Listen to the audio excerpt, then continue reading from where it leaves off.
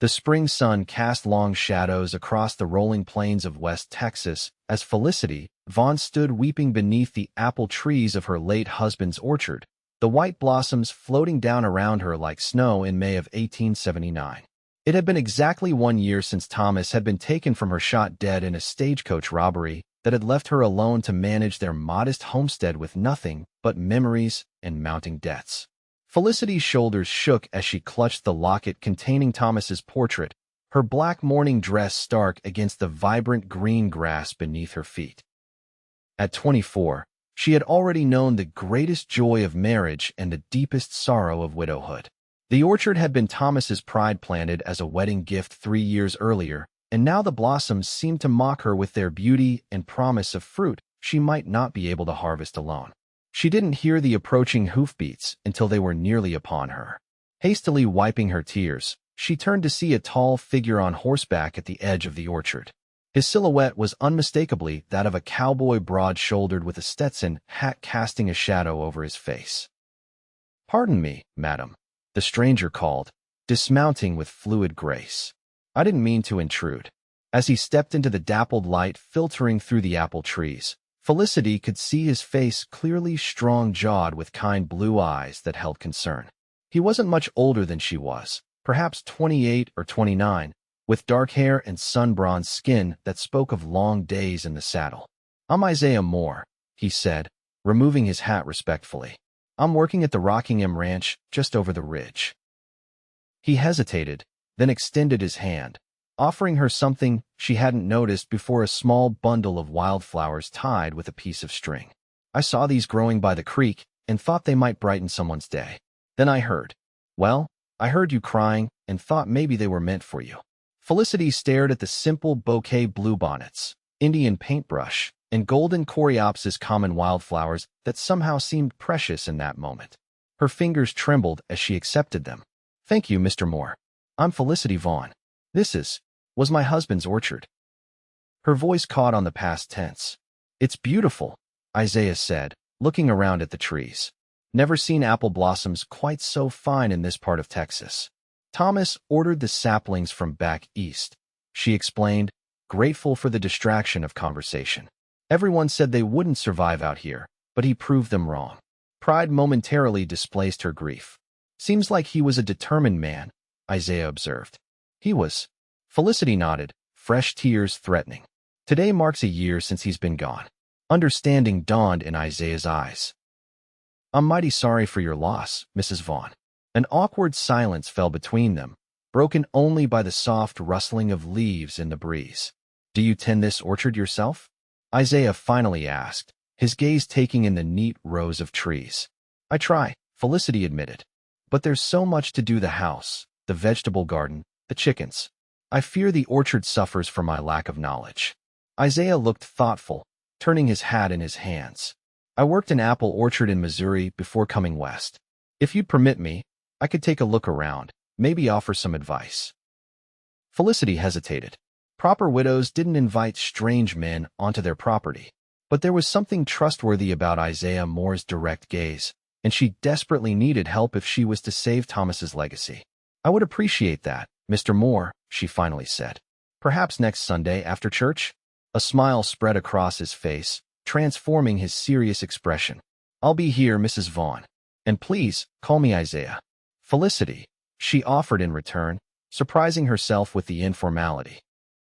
As Isaiah mounted his horse and tipped his hat in farewell, Felicity found herself watching him longer than propriety dictated. The wildflowers in her hand seemed to warm her palm, and for the first time in a year, she felt something besides grief stir in her heart. True to his word, Isaiah appeared the following Sunday afternoon. Felicity had just returned from church in the nearby town of Cottonwood Springs, where the local congregation had prayed and sung beneath the simple wooden cross of the town's only church. She had changed from her formal attire into a more practical dress, though still in the somber black of mourning. Isaiah arrived on a chestnut gelding, wearing clean work clothes and carrying a small wooden box of tools. He had clearly taken care with his appearance, his dark hair neatly combed, his face freshly shaved. "Good afternoon, Felicity," he called, dismounting at the gate. "Good afternoon," she replied, acutely aware of how unusual it felt to hear her first name spoken by a man again. "Thank you for coming." Together they walked through the orchard, Isaiah stopping frequently to examine the trees. He pointed out branches that needed pruning, explained how to identify signs of disease, and showed her how to properly support branches that would soon bear heavy fruit. "Your husband chose good stock," Isaiah commented as they reached the far end of the orchard. "These trees want to grow strong, they just need some guidance." "Like most living things, I suppose," Felicity said softly. Isaiah's eyes met hers, and something unspoken passed between them, a moment of understanding that made her cheeks warm. "I could help you with the pruning," he offered. "It's a big job for one person." "I couldn't ask you to do that," Felicity protested. "You must have duties at the Rockingham." "I have Sundays free," Isaiah said. "And truthfully, I miss working with trees. Cattle are fine enough, but they don't blossom in spring or bear fruit in fall." His simple earnestness made her smile. "Then I would welcome your help, and I insist on providing you with a proper Sunday dinner in return." Over the next several weeks, a pattern emerged. Isaiah would arrive after church, work alongside Felicity in the orchard, and then join her for a meal at her simple kitchen table. They talked easily about practical matters, the weather, the trees, the small-town gossip, but carefully avoided personal topics that might stir painful memories or inappropriate feelings. Yet with each passing Sunday, Felicity found herself looking forward to Isaiah's visits more eagerly. She began to notice small details, the way his eyes crinkled when he smiled, how capable his hands looked wielding pruning shears, the low timbre of his laugh when she said something amusing. On the fifth Sunday, as they sat on her porch enjoying coffee and apple pie made from last year's preserved fruit, Isaiah finally asked the question she had been dreading. "How did your husband die, Felicity? If you don't mind my asking." She set down her coffee cup and looked out over the orchard, which was now transitioning from blossom to early fruit. "Thomas was traveling to San Antonio to secure a loan," she explained, her voice steady despite the familiar ache in her chest. "The stagecoach was ambushed by 3 men in masks. They shot the driver and Thomas when he tried to protect a young woman passenger." She paused. "The sheriff tracked them for weeks, but never found them." Isaiah's face darkened. "I'm sorry. That's a terrible way to lose someone you love." "The hardest part is not knowing why," Felicity admitted. "Not being able to make sense of such senseless violence." "Some things can't be made sense of," Isaiah said quietly. "I learned that in the war." It was the first personal revelation he had shared. "You fought?" she asked. He nodded, a shadow passing over his features. "For the Union. I was young, barely 18, when I enlisted in '64. Saw things no man should see." Felicity wanted to reach out, to offer comfort as he had done for her, but propriety held her back. "Instead," she asked, "is that why you came west?" "Partly," Isaiah admitted. "After the war, everything back home in Pennsylvania felt confined. I needed open spaces, room to breathe." He looked at her directly. "What about you? How did you come to be in West Texas?" "I was born in Boston," Felicity explained. "My father was a professor. When he died, Mother and I had little money, so we came to live with my uncle in Austin. That's where I met Thomas. He had dreams of starting an orchard where no one thought it possible." A small smile touched her lips. "He could be very persuasive." "He must have been, to win a Boston lady," Isaiah said with a gentle smile that held no jealousy of her departed husband. As the sun began to set, painting the sky in brilliant oranges and pinks, Isaiah reluctantly rose to leave. Standing on the porch steps, he seemed to be gathering his courage.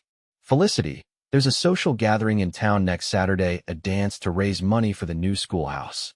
I was wondering if you might consider attending." Seeing her hesitation, he quickly added, "As friends, of course. I know you're still in mourning." The proper response would be to decline. A widow of only a year should not be seen at social functions, especially with another man. But the thought of an evening away from the lonely house, with music and company with Isaiah, was tempting beyond measure. "I haven't danced in a very long time," she said softly. "Neither have I," Isaiah admitted. "We could remember together." The way he said it, not forgetting their respective pasts, but honoring them, while still moving forward, touched something deep within her. "Yes," she decided, throwing propriety to the wind. "I would like that." The dance was held in the newly constructed barn of the Wilson family, whose property bordered Cottonwood Springs. Lanterns hung from the rafters, casting a warm glow over the hay-strewn floor where couples twirled to the music of fiddles and a single piano that had been laboriously transported from Dallas the previous year. Felicity wore her best dress, still black, but with a touch of lace at the collar that softened the severity of her mourning attire. She had pinned a single apple blossom in her upswept hair, a small rebellion against the strict mourning customs. Isaiah waited for her at the entrance, looking almost uncomfortable in his good clothes, a clean white shirt, vest, and string tie. But his face lit up when he saw her, and he offered his arm with a formal courtesy that made her smile. "You look beautiful," he said simply. "Thank you," she replied, suddenly shy. "You look very handsome yourself." They entered together, aware of the curious glances and whispers that followed them.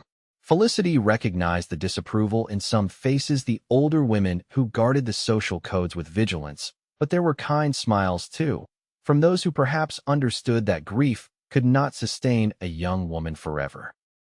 When the music began, Isaiah led her onto the floor with surprising grace. His hand at her waist was respectful, maintaining a proper distance, yet Felicity could feel the warmth of it through her dress. "I haven't done this since before the war," he confessed as they moved to the rhythm of a waltz. "I hope I don't embarrass you." "You're doing wonderfully," she assured him, finding it easier than expected to follow his lead. As they danced, Felicity became aware of a sense of rightness, of belonging, that she hadn't experienced since Thomas's death. The guilt came swiftly after. How could she feel such contentment when her husband lay cold in the ground? But as Isaiah smiled down at her, his blue eyes reflecting the lantern light, she could almost hear Thomas's voice in her memory.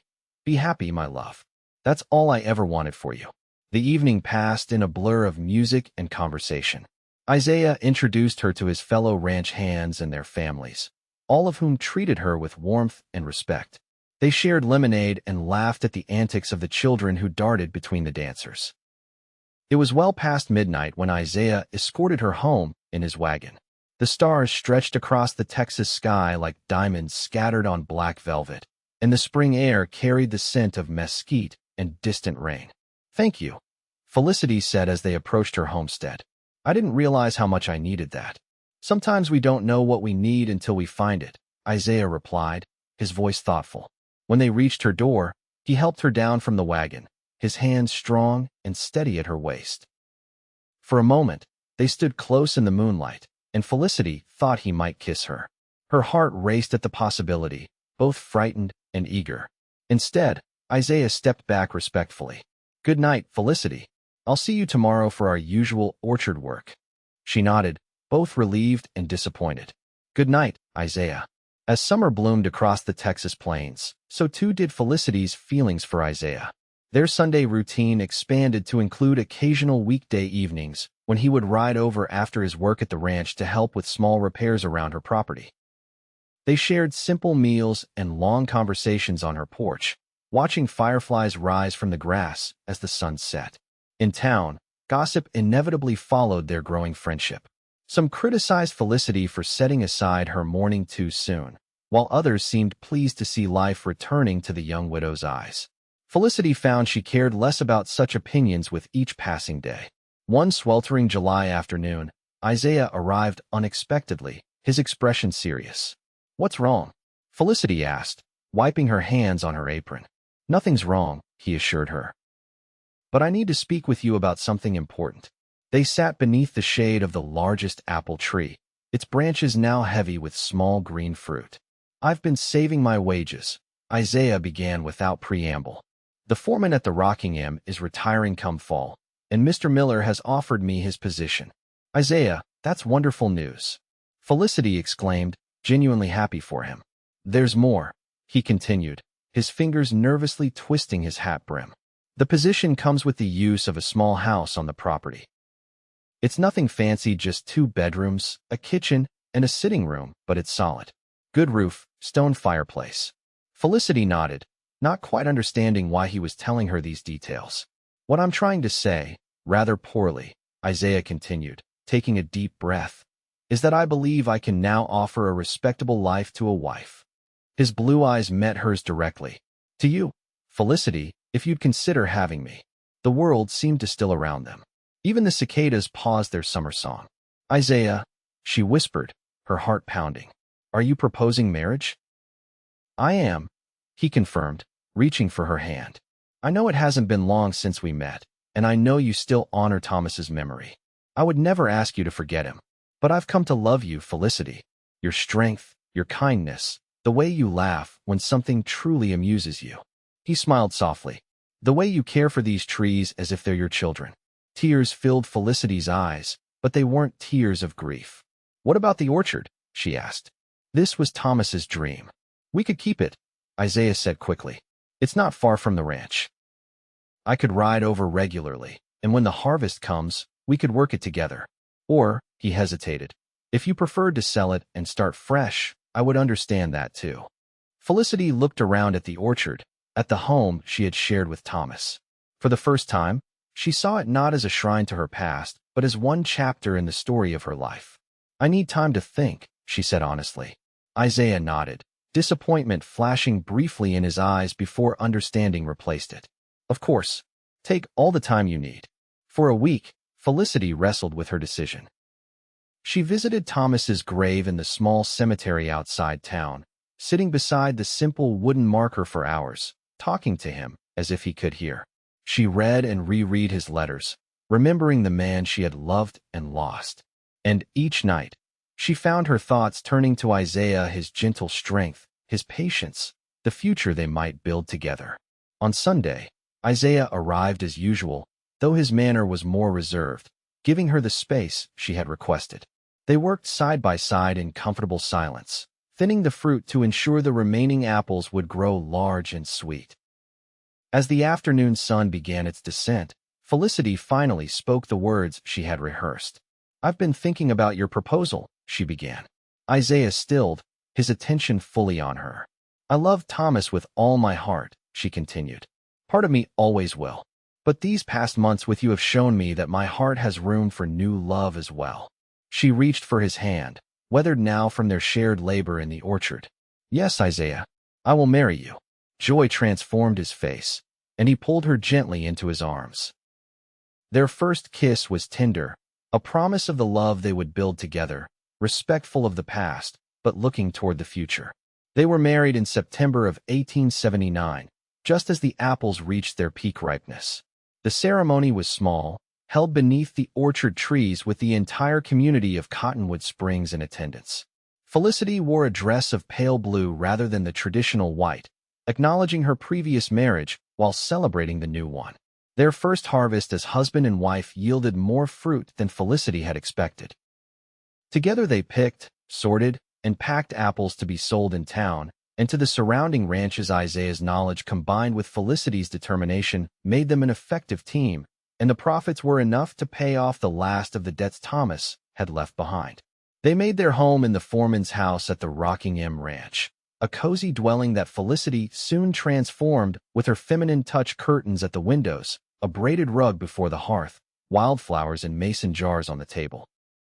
3 times a week, they rode together to the orchard to tend the trees, and in time, their visits became a cherished ritual rather than a duty.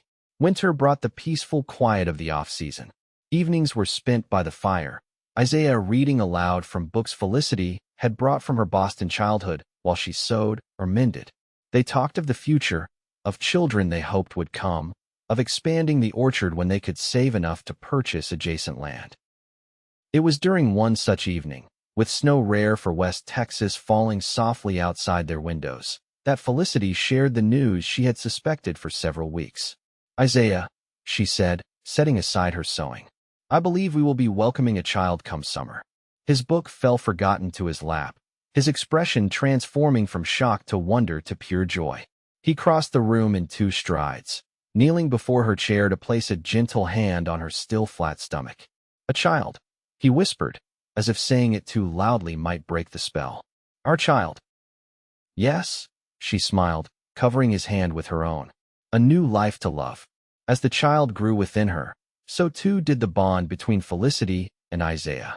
He was protective without being stifling, ensuring she rested properly while still respecting her desire to remain active in their shared work. When the spring came again, He insisted on doing the heavier orchard tasks himself, though she still walked among the blossoming trees daily, telling her unborn child stories of both Thomas, who had planted them, and Isaiah, who now tended them with such care. Their daughter was born in July 1880, a healthy child with her father's blue eyes and a wisp of her mother's auburn hair. They named her Hope, for that was what she represented to both of them, the promise of renewal after loss, the continuation of life's cycle. Baby Hope thrived in the love of her parents and the extended family of ranch hands and neighbors who doted on her. Isaiah proved to be a natural father, as tender with his infant daughter as he was strong in his work. He would often carry Hope in a sling across his chest as he went about his duties, singing the old songs his own mother had sung to him. The apple harvest that year was particularly bountiful, as if the trees themselves were celebrating the new life. Isaiah hired extra hands from town to help with the picking, and Felicity, recovered from childbirth, oversaw the sorting and packing with Hope sleeping nearby in a basket. Thomas would be proud, Isaiah said one evening as they sat on the porch of the orchard house, watching the sunset paint the trees in gold.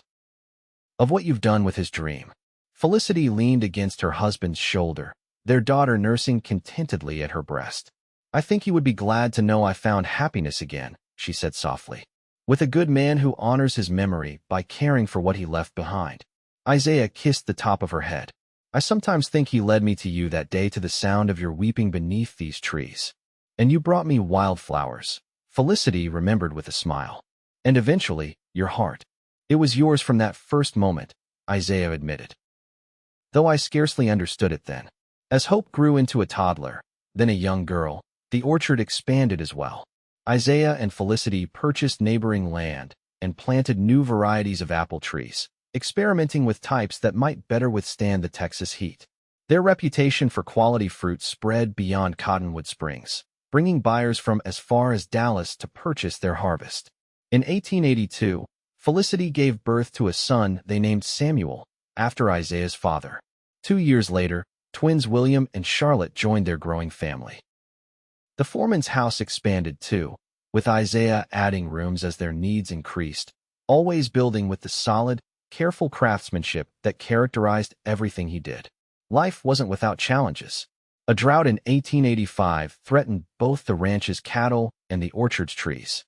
They lost nearly a third of that year's crop despite their best efforts at irrigation. A particularly harsh winter in 1887 brought illness to the community, and young Samuel fought a dangerous fever that had his parents keeping vigil for 3 terrifying nights before he finally turned the corner toward recovery. Through it all, the foundation of love and respect that Felicity and Isaiah had built held firm. They faced each challenge together, drawing strength from each other and from the community they had become integral parts of. In the spring of 1889, 10 years after Isaiah had first found Felicity weeping in the orchard, they stood together among the blossoming trees, watching their children play hide and seek among the trunks. Hope, now 9 and tall for her age, was carefully helping 3-year-old Charlotte count while the boys scampered to find hiding places.